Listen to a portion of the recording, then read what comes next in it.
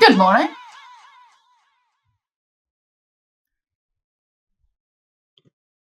There we go. I put it on mute, so I thought to myself, how the hell long is this warm-up act? So I was getting a bit bored, so I thought put yourself on mute, Rach, so you can at least chat to yourself. I love how you were getting bored of the warm-up act. We don't go live till 9 a.m, but of course, must go earlier. 8 a.m. Brilliant. How's it going? It's what month is it? We're in October. We are in October, albeit as far as I'm concerned. Actually, Joe, you know that LinkedIn is not showing us to yet. Is that because there's still a delay? I knew it. I knew that regardless of what happened, I would still get some kind of question. So slow. There's a delay. There's always a delay.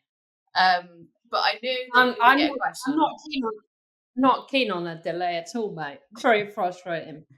On the positive side, though, I really do like that music. So big shout out to Terry for sorting us out with Here Comes the Bootstrapper.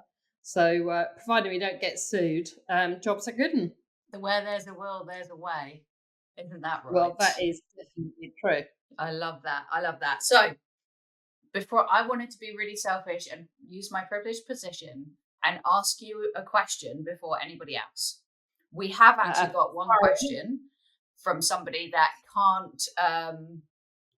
really can't ask live. So we'll get to that in a bit. But my question is, we were at Cis Women's Health London last week. Bloody good event, if I do say so myself, at the Electric Cinema in Portobello Road. And their first event, but we all got chatting at the end. And then someone asked me a question, and I just thought it was really obvious, but to others, it's not. What does bootstrapping mean? It's a good. It's a good question. It's funny because people fall into two camps. I think those that are, very familiar with, and those that just think it's positively odd. But the reference really comes from physically putting yourself up by the bootstraps. And by that, it means, really hustling pretty hard, not having investment in the business, and in my personal opinion, having to run the business properly, i.e., generate some business to actually operate. And I think that's that's certainly my explanation. We talked a little bit about this before, and there was a book referred to in the first session that Chris Kranz threw in there in way of the name of it. It's now escaped me again.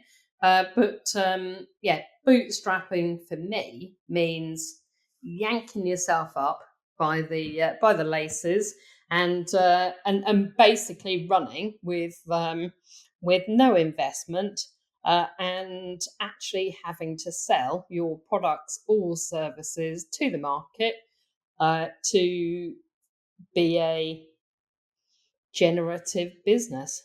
Okay, basically doing everything, rolling your sleeves up. That's how I explained it anyway, is rolling your sleeves up, everybody in the team, getting shit done, plugging the gaps where your skills can, where you can lend your skills. So, because I got asked. Yeah, that description though does chime with startups full stop. Yes. So startups, everybody has to operate like that, whether invested or not. I think the bootstrap bit just means you're literally doing it on a fucking shoestring. So there is no, we've just had, a couple of million raised. Let's race out, get ourselves a new office, and I either hire a shed load of people or if you're a product business, build all of those features we've wanted to and needed to for a long period of time. I think startup per se probably expects staff to do 2 or 3 jobs. But back to that CIS event, I've thought about that event a lot actually. One, I think it was probably one of the best events I've been to. I've been very lucky. The best 2 events I've been to this year. have both been all female. Now, I would never have said that, but the BFA event, the Empowering Women in Business, was an absolute cracker. Then the CIS Global one was brilliant as well. The bit that I keep on reflecting about with regards to that event is the fact, and I've got half a blog written. I use the term half. Is that the panel at the end about people who'd exited Mm-hmm. was brilliantly compared by Dominique, was to bootstrapped founders, and yet the entire room, more or less, with the exception of only a couple, were bootstrapped founders. Mm. I'm actually meeting a couple of those bootstrap founders today. But it's fascinating that, you know, the whole market and everything we're told from a press perspective around you must raise, and, you know, raising is celebrated and heralded, and people are, you know, thrown up on billboards for raising X amount. I mean, that's lovely. And maybe there's a little bit of, I've never done it, so I'm being a bit of a mardy bastard about it. But the other bit for me is I just don't get it. I take my hat off more to people who have hustled and bootstrapped, and there'll be an argument that says you must bootstrap to a certain point to get investment. So every business has to bootstrap. No one opens the door and throws cash out. Well, they did a little bit during the pandemic, but let's not get sidetracked with Michelle Moan. So I guess the reality is, I just found it funny, and it's still playing on my mind. Why, when you've got an event with, I don't know, 100 people, a majority have raised, lots of the conversation was VCs, lots of private equity and VCs in the room, and yet the two people talking about selling their businesses had both bootstrapped. So anyway, it's we're completely hijacking this session for our own personal benefit, which I'm all in favour of, actually. But it's curious. I found it fascinating because of that fact is that you're asking people about exit, but everybody's looking for investment. But isn't that just where we're at the moment? You know, where you've got the hustle culture, which gets like played through on social media, and so you should be hustling, side hustle, hustle, and investment has become the popular thing that everybody must be doing. Well, I think it has become the popular thing. And if you are a product company, realistically, you can't bootstrap to that level. It's not impossible, because to build a product that's fit for market and has product market fit, so both sides of that, you really need a serious amount of cash. So there's an argument there that says, you absolutely do need that. But it feels odd to me. I think the other bit is when the wider economic situation, i.e., global markets, let's not get me started on labour, but global markets and the wider economy slows down and investment starts to tighten for whatever reason. And then you've got VCs that aren't deploying because they can't find the businesses, or the potential returns are so minimal, or you've got valuations are massively down. So people who've already taken investment don't want to take any more because they're going to be diluted. Things ground to a halt. So I don't know. There's got to be a better model. I was talking to AJ, who interviewed me for the podcast last night, and the bit that I really like about the US, they have a scheme that's underwritten. Loans are underwritten by the federal government to the tune of 80% for starting a business. I mean, where is that in the UK? You could barely get a fiver out of Metro Bank. So I think that there is something missing.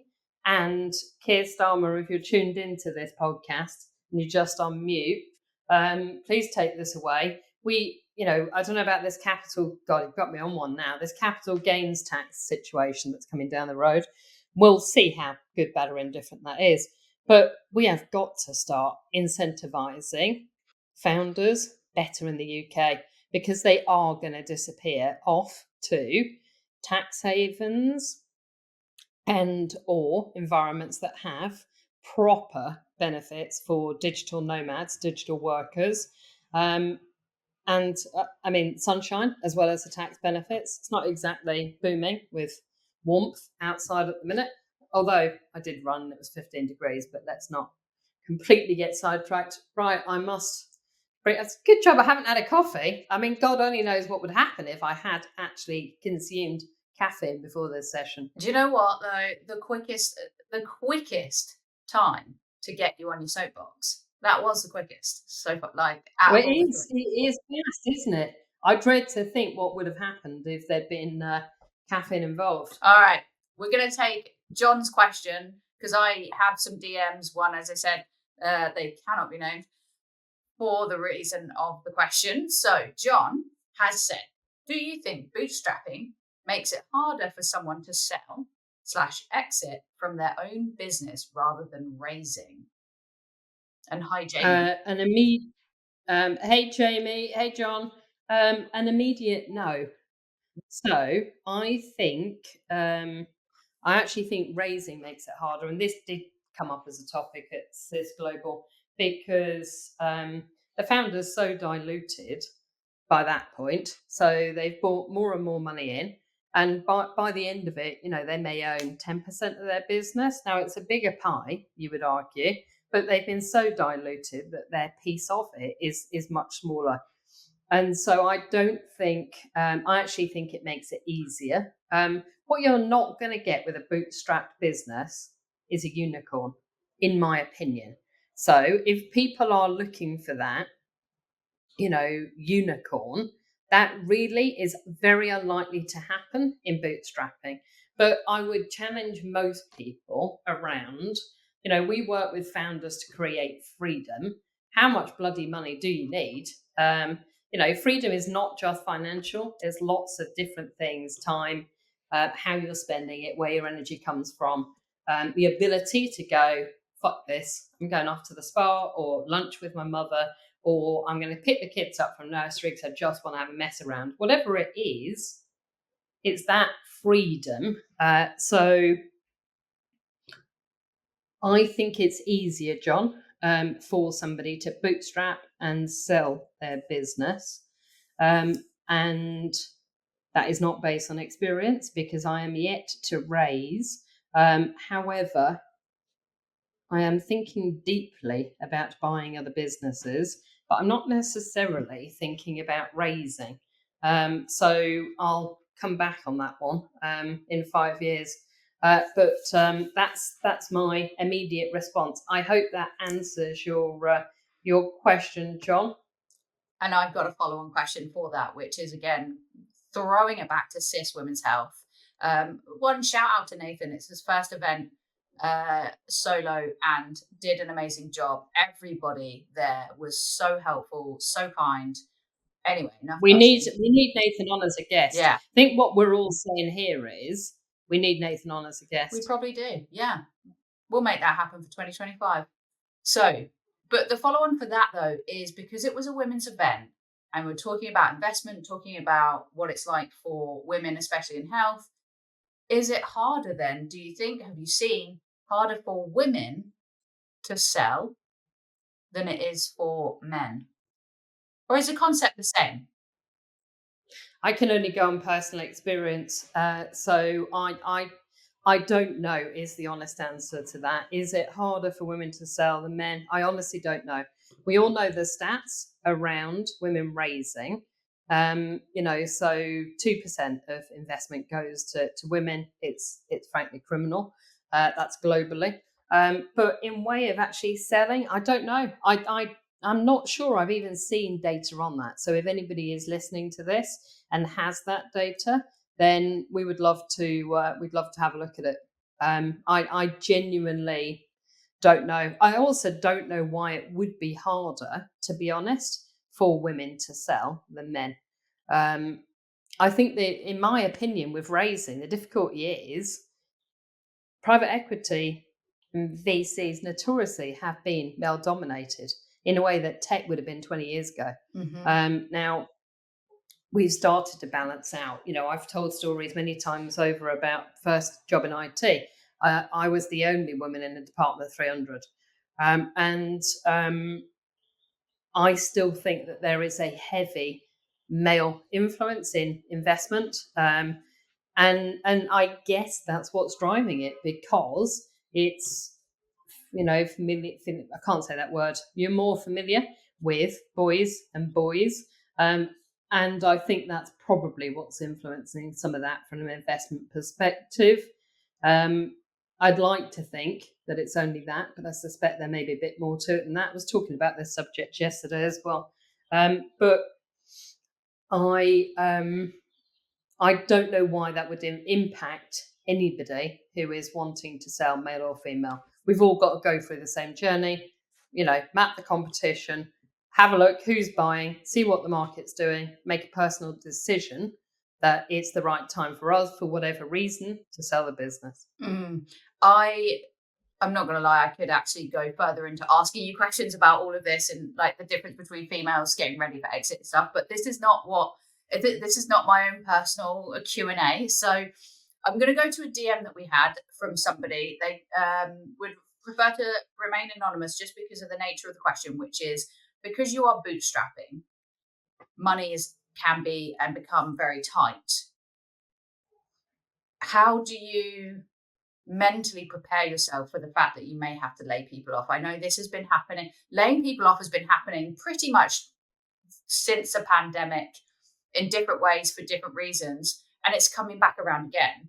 But how do you mentally, as a person, because like you said before, with bootstrapping, you don't want to say that you're a family, but you become very close with these people because you're all just rolling your sleeves up and getting stuff done.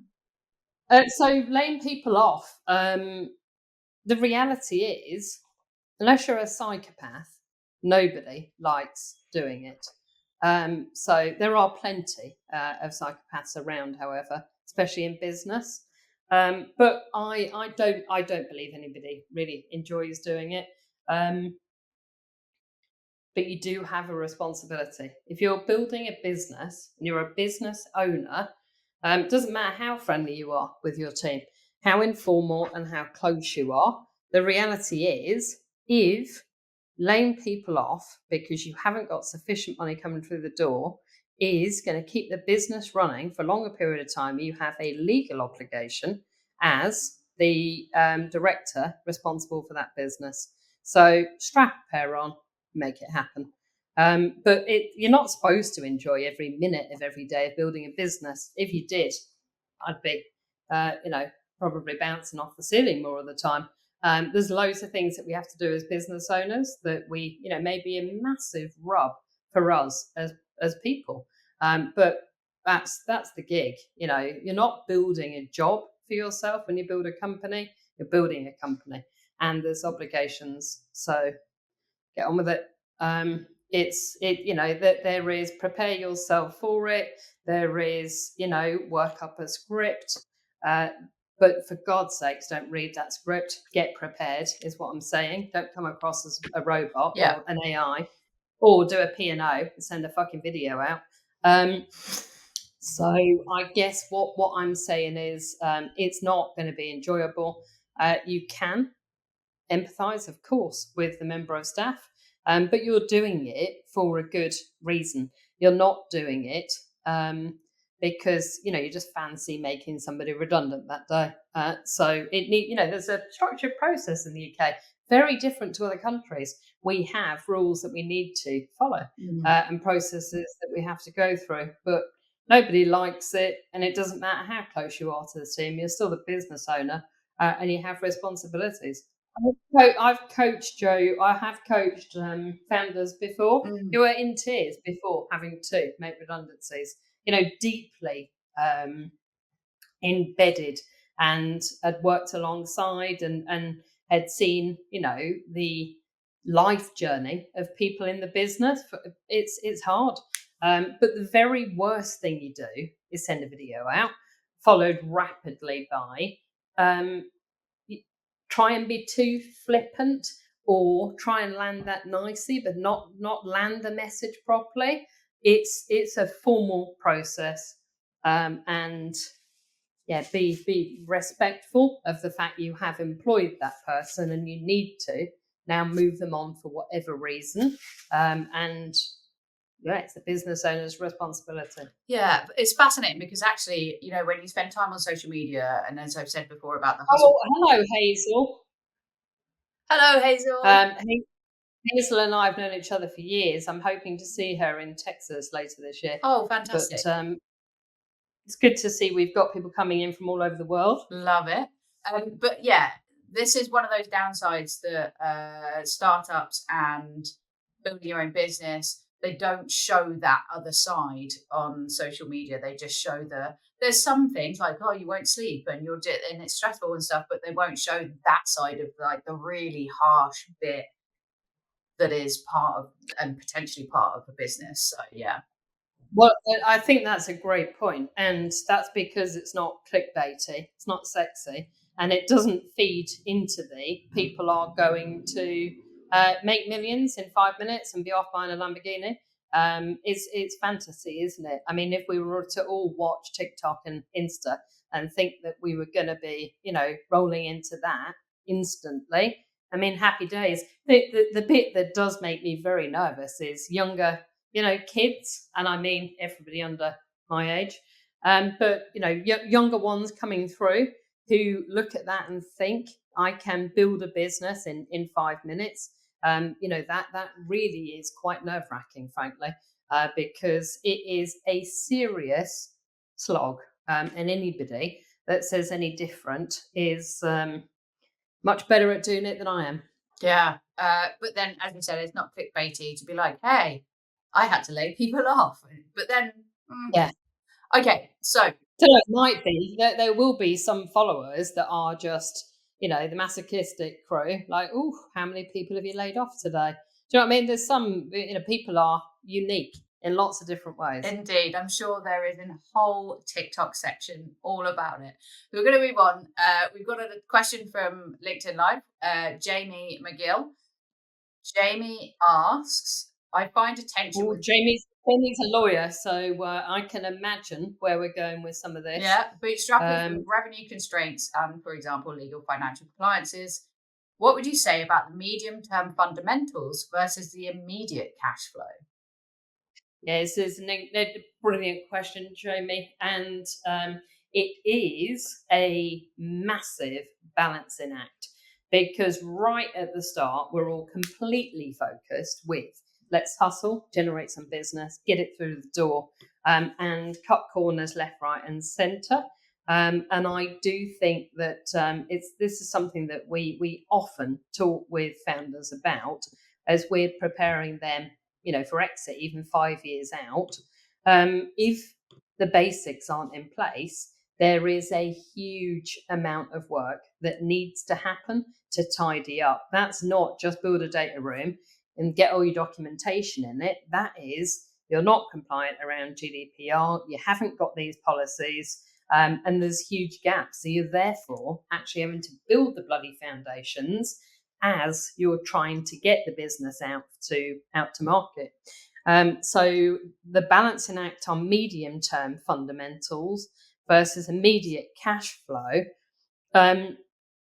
you need to, I guess this is the age old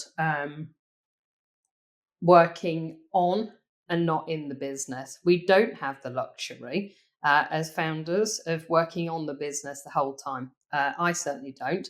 I spend a lot of my time working in it. Perfect example this week. A day and a half so far is solid client delivery work. So there hasn't been time thinking about the business at all.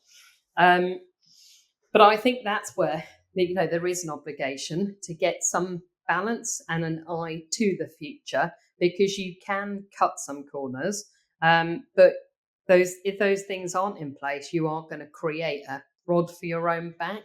It's things like contracts. They could be contracts of employment, contracts with customers, partners, all of that causes a drama. The amount of founders that I chat to who don't have a shareholder agreement between the two of them fills me with fear and horror. I mean, that is a fundamental basic. Doesn't matter if you're siblings, if you're married. In my opinion, it's really basic housekeeping. It has to happen, and that may just be the standard articles, but it really does need looking at.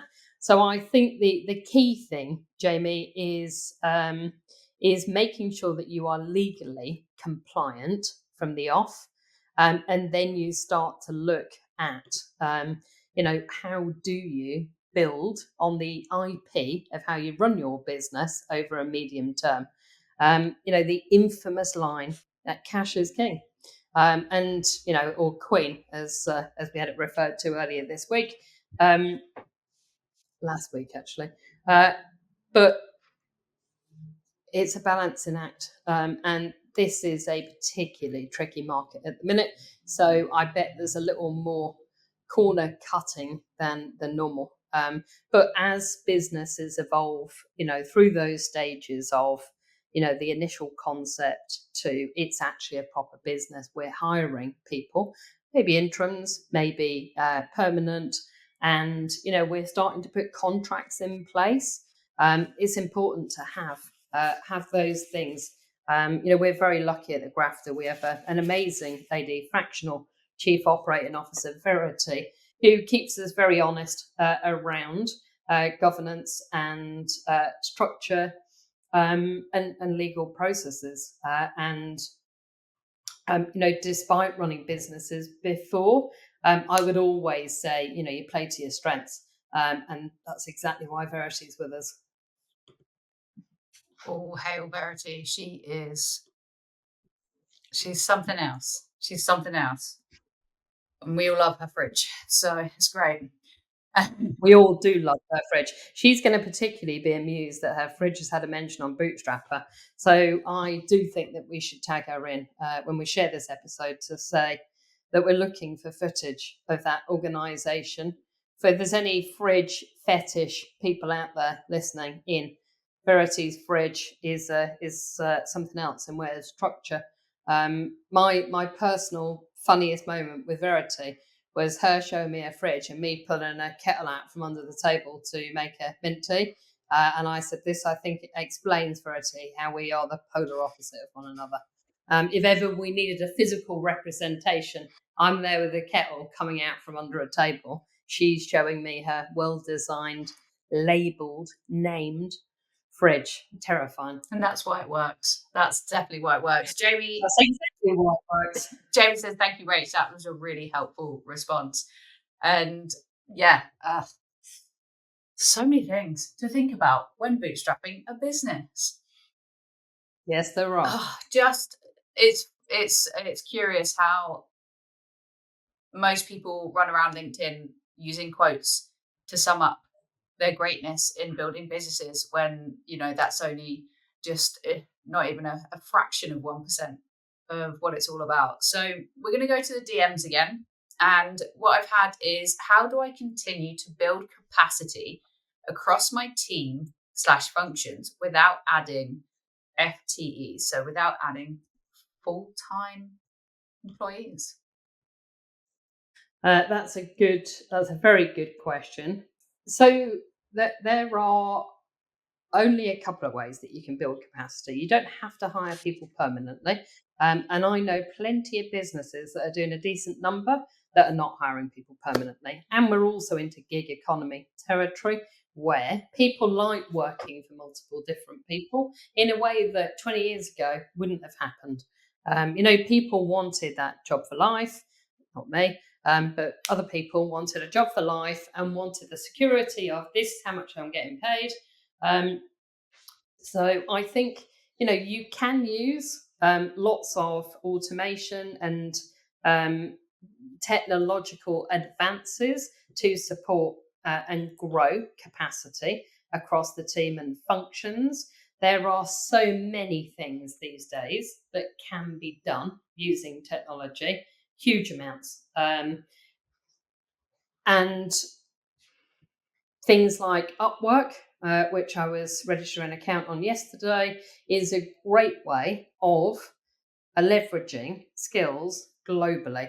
And you are therefore pulling in expertise from anywhere in the world. And you can literally pick, people up and skills up for a day at a time. And so I think that the easiest way to think about that is understanding where the gaps are.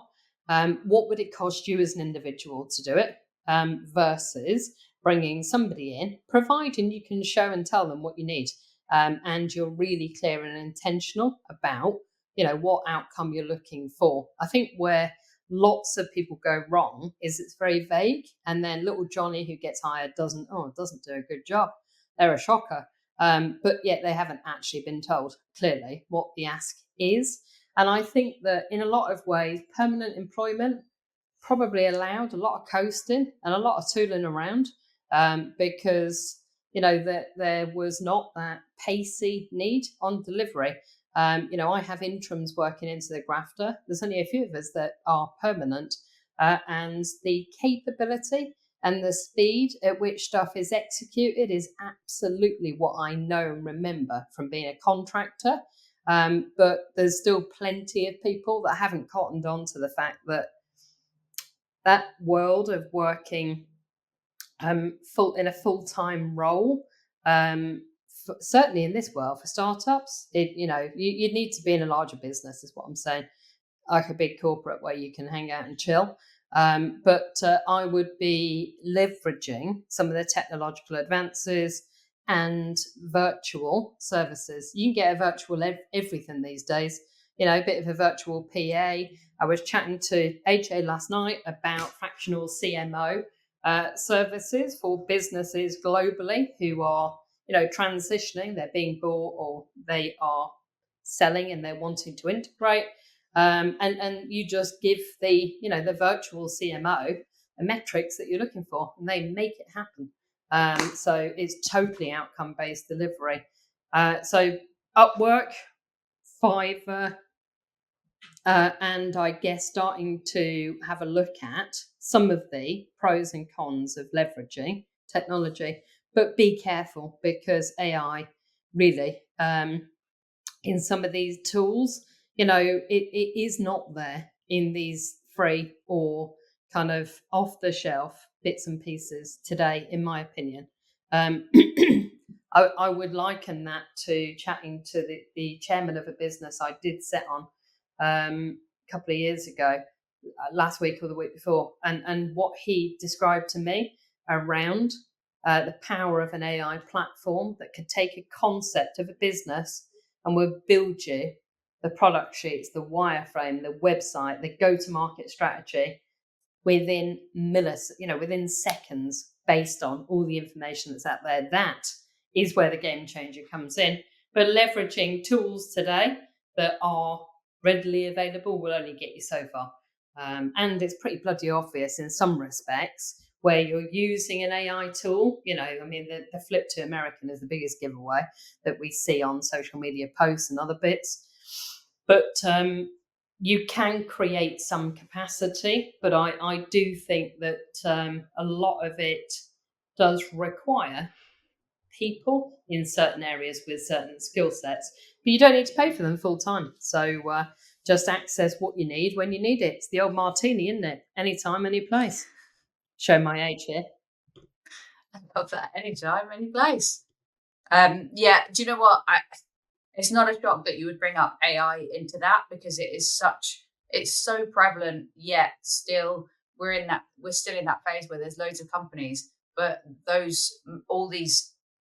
it's like every fad, isn't it? Where loads of companies spin up for whatever it is, and then they all fall away, and then the strongest ones stay. So it's kind of like, that's where we're at with AI, is this has got AI, this has got AI, this has got AI. In fact, Canva, a creative tool that lots of people use, announced a price hike of almost 400% because of their AI capabilities. Yeah. And then they rolled it back I saw your post because they realized that actually there's not enough value, and they listen to the people, there's not enough value in that AI yet to be able to go, we're going to increase it by 400%. It's interesting because we use Miro pretty extensively. And from a Miro perspective, they've had an AI tool as part of it. But again, if you were lulled into a false sense of security and thinking you could take that output and, you run a strategy workshop, take that output and go, here's your strategy. It's like, ooh, immediately it might have 70%, but it's that sentiment is missing. The humanness, of course it is, because it just hasn't evolved to that extent.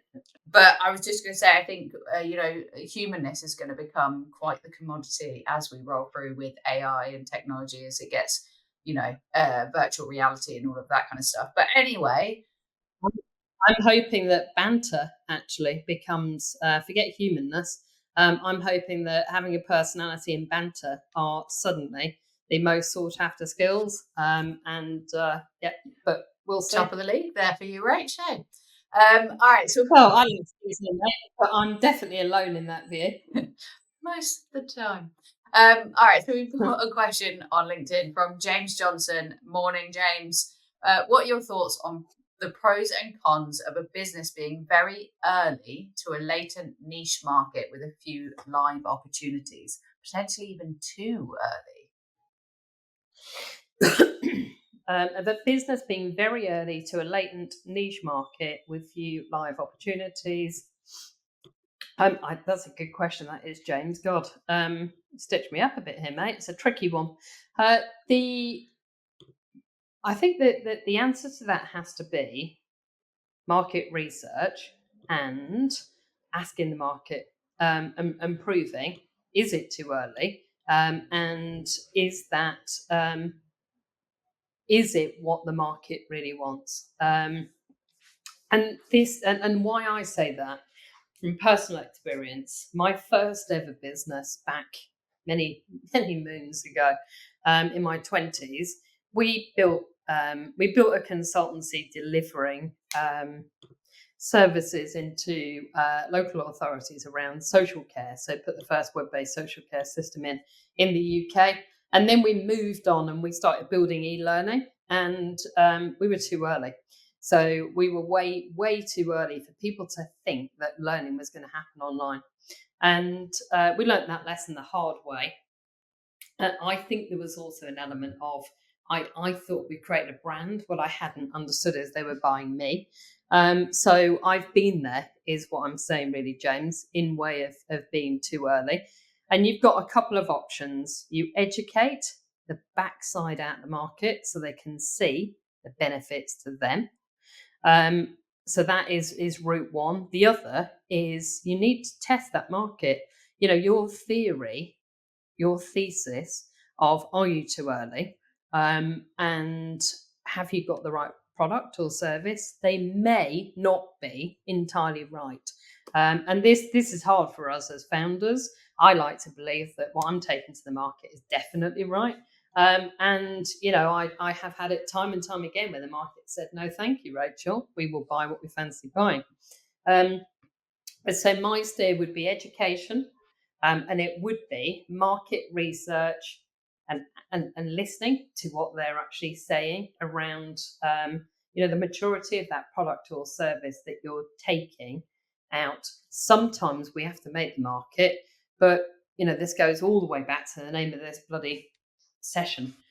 You can make the market and educate if you've got investment and you've got a long runway. If you're hustling and you're bootstrapping, it's bloody hard making a market, because you're time limited. People have got to buy, or you've got to shut up shop. So my advice would be those two areas: educate and really test that market to see, is it that you are too early, or is it not adding the value that you think it should for some reason. That could just be a pivot. That could be you're a product business, but you need software with a service. So the uptake and adoption side of it may be challenged, or your price point is wrong, or you're trying to sell it at a point where your target audience are not buying for whatever reason. There's loads of variables. But by asking and trying, you actually know. No's can be powerful, because if you can scratch the surface on the no and dig into what is causing that no, it's not, I'm sure, just that they don't like the look of you, James, even.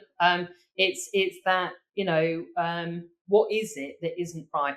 And asking is powerful because people normally like to talk and explain their thought process around these things. We're having a similar experience ourselves at the minute. We're taking a service to market, a niche service in healthcare for founders that want to exit in the next 5 years. And we're asking ourselves around the timing of this program, is the timing right? We constantly ask, is the timing right? Is the value for the service right? Is it, being delivered this way right? So there's so many things. I think that constant reflection and refinement of what you're doing is important.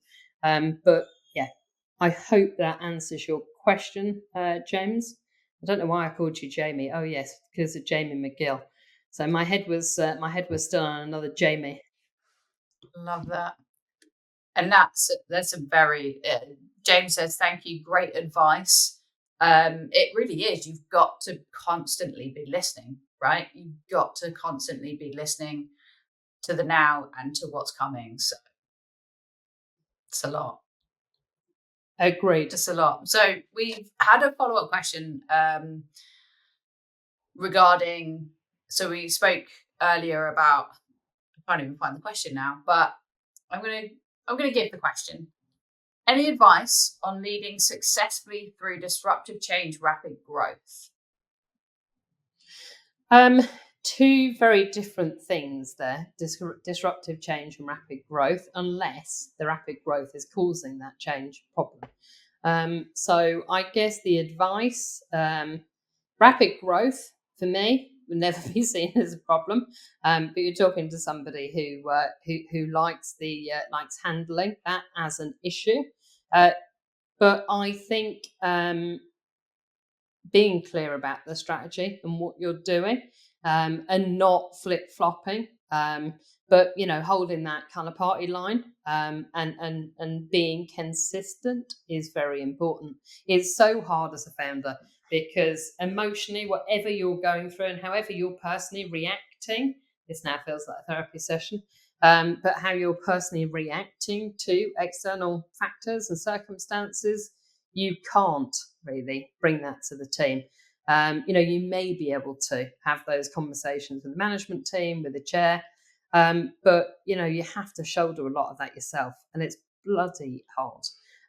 So I think having an outlet as a founder in some shape, way, or form, therapy, your other half, bloody whatever it is, going for a run, you need to be able to let off some steam, and also, I think, don't mask those emotions. If you're fucked off about what's happening, then accept that and let it go. Don't just dwell on it. Disruptive change, I guess, that implies to me external factors of some shape or form, and that may be coming from a board or it may be coming from the market. But the image I've got in my head here is a pinball machine, and there's a lot of stuff moving around, and whoever's asked this question is at the center, and that bloody thing is bouncing all over the auction. And a lot of stuff is outside of our control, and that is particularly tricky when we want to carve our own bloody destiny with building some of these businesses. So I think holding firm against the strategy, accepting you're human, you're not a robot, you're going to feel emotional, you are going to be fucked off about some of these things, and you need an outlet around that. And if you're having rapid growth problems, just give me a call. Very happy to help out. So there we go. That's my answer to that one. I'm going to just ask, does having that vision in the very start and making sure that vision changes, or having that vision for the business and where it wants to go, help you navigate through the disruptive change, rapid growth? It does. So I think the vision is different to the strategy and the goals. I mean, my vision for the grafter is that we help entrepreneurs create create freedom. Forget the financial bit. We help them create freedom. That may well be financial, but it could be lots of different things. And the that remains the same, whatever services we take to market and however we work with them, which will evolve and change over time. But I think the goals that we go for as a business, quarter ahead, year ahead, they will change constantly. Services will evolve. But I think that having a North Star on where you're heading to is really important, because if you don't have that, that's when people start flip flopping, thinking, "Oh, this is a drainer, this is a mood hoover." Do you know what I mean? I'm having a drama here. I knew I was going to try and slip mood hoover in at some point, and they therefore want to stop, do something different, feel overwhelmed, and all of those are natural human emotions. So, part of this is about just giving yourself a bloody break. Yeah, yeah. Everybody needs a vision. Everybody needs a break. All right. Well, and everyone needs a personal vision. So, forget the business vision from it. Everyone needs a personal vision and, needs to be, in my opinion, should be having a look and making sure they're spending their time, doing the things that do energize them and that they feel that they are personally, making progress, whatever that looks like for individuals. Mm. So I think a personal vision is as important as a business one. Yeah, it does. And I do love the creating freedom for entrepreneurs.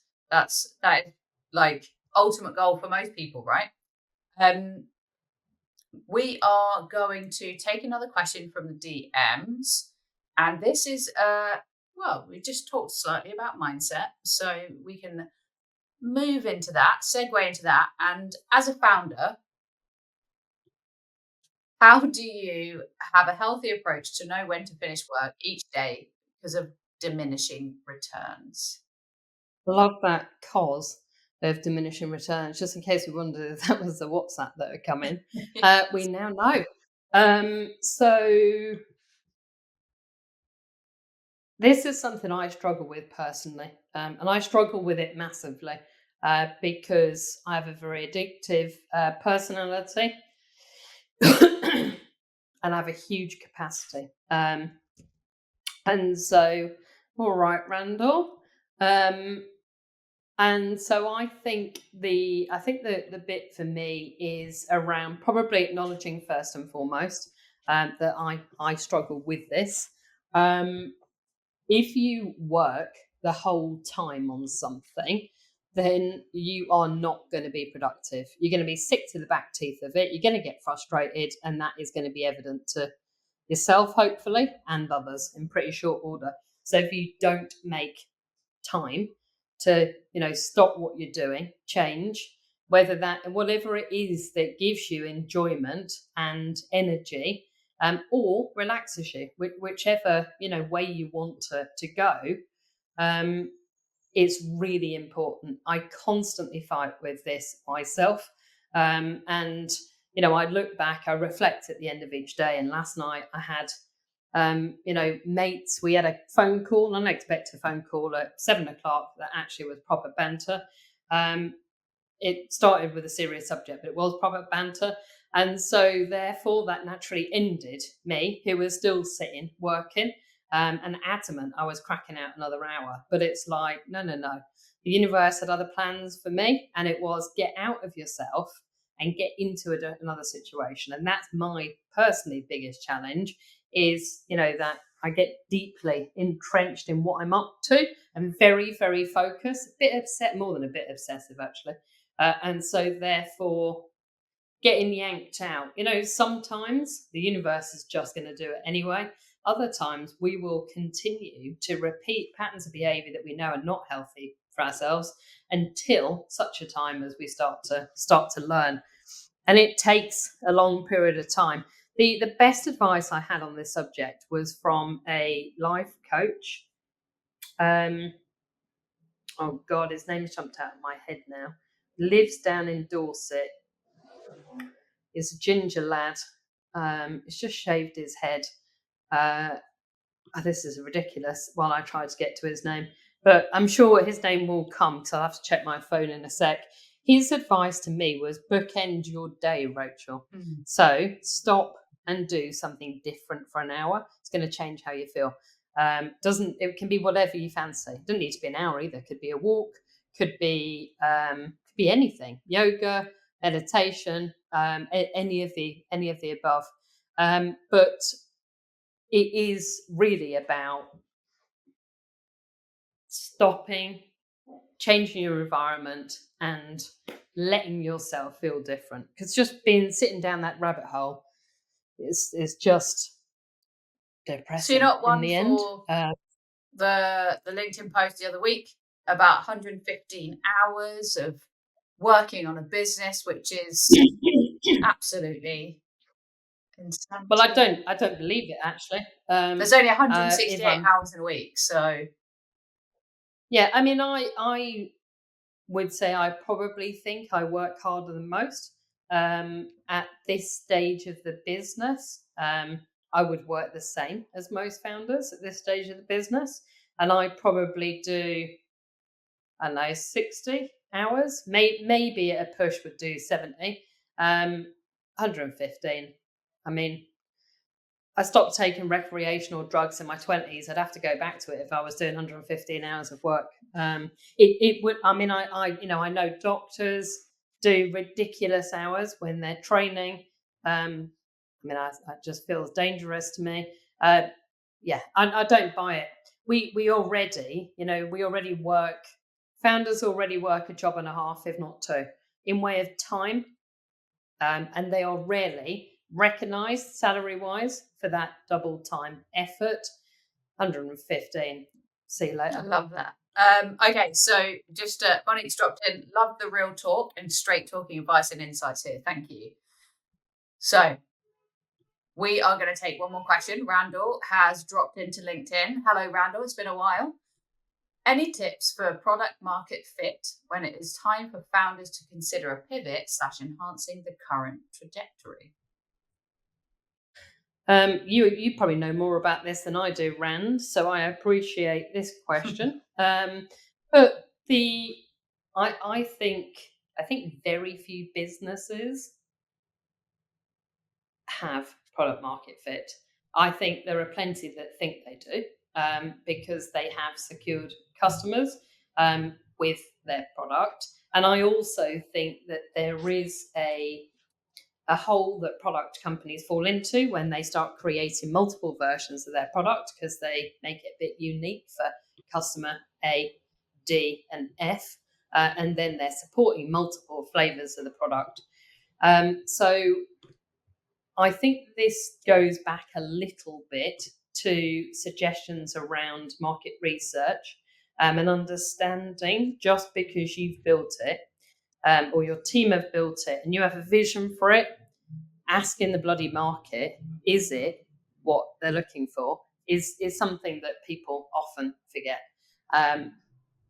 And a lot of founders build a business or a product or a service because it's an issue that they personally have felt. I know that I did with this business. But that doesn't naturally equate to everybody is therefore going to buy it. And I think it is good old fashioned user research, market research to understand where things are in way of interest, appetite. Economics is massive as well on product market fit. We're in a very tricky market right now. We've seen this. The best example is those sodding QR codes. Do you know what I mean? They fell off a cliff, didn't they, when they were first landed? And yet during COVID, when they had the heyday. And so I think there are a lot of factors in this. But I guess the other element to this is trusting your gut. If something isn't feeling right as well, then it might be time to phone a friend and ask for a bit of advice and get some second opinions. It's hard this because you don't want to ask the bloody world because everybody has a different opinion. But if you've got trusted network of people who understand that market or that product, or perhaps most importantly that problem, then I would be picking up the phone and having that conversation. I hope that answers your question, Rand, and thank you for landing me with a product market fit one right at the end of the session. Appreciated, mate. Well, he does give the crying laughing face emoji. There we go, just for you. Okay, so this is we're going to wrap it up now, and the final Bootstrapper hour of the year is going to be Wednesday, 8 a.m., 27th of November. Sage advice legend. Thank you, Randall. We believe she is. 27th November. That will be. Sorry. Did we get that recorded? I'd prefer to hear that than the Bootstrapper music on the start of the next session. We'll pop all the great comments up just for you. I'm sure we will. But yeah, final hour, Wednesday, 8 a.m., 27th of November. And then we're going to ask a few questions about whether this is working for you. Is 8 a.m. the best time? Thank you, Edie Ann. Very interesting conversation. I think so. I'm learning something all the time. Get your questions ready. As am I. As are yeah, you. as am I. We are also going to look at bringing some people in that can concentrate and really niche down into a specific subject. So that will be coming for 2025. So have a think about that. We'll be putting that out as a poll on our LinkedIn. So get involved. The whole point is that we are providing value for you and all the things that you want to do, because we're building a community where we want to bootstrap instead of invest so much. Let's make. Wow. I want to go. That's the new strap line for this. Well, I was almost came out with "Let's make bootstrapping great again," but that feels a little bit too MAGA. So November, Wednesday, 8 a.m., 27th of November, final one. Thank you very much for being here. All your comments. I wonder if for the final one, I've got a plan. I'm sorry, I'm just going to throw it out. Here we go. Yeah, I think we should Christmas. Do you know what I mean? Christmas attire. So let's make sure. I know that you're a big fan of Christmas, Joe. So let's make sure that we jointly are wearing some Christmas attire. We're bringing that Christmas spirit to the session. On that note, what I'm going to do is lead us out with the Bootstrapper Hour song, and we can discuss this backstage. Hit it!